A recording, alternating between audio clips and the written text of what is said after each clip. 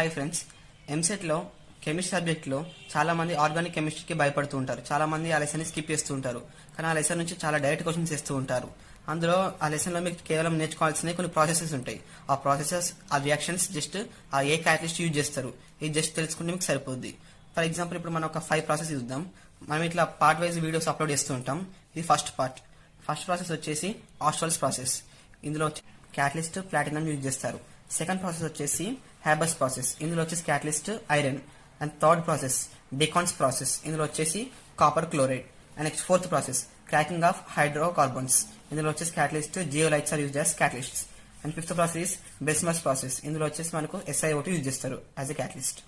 Only 5 process కాదు, ఇలాంటి process only ఇంకా మనకు 30 వరకు ఉన్నాయి.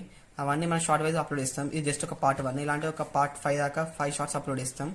ఇవే కాదు, కెమిస్ట్రీకి సంబంధించే కాదు, ఫిజిక్స్, మ్యాథ్స్ అంటూ చాలా ట్రిక్స్ మన ఛానల్లో ఉన్నాయి. ఒకసారి చెక్అవుట్ చేసేయండి. Thanks for watching.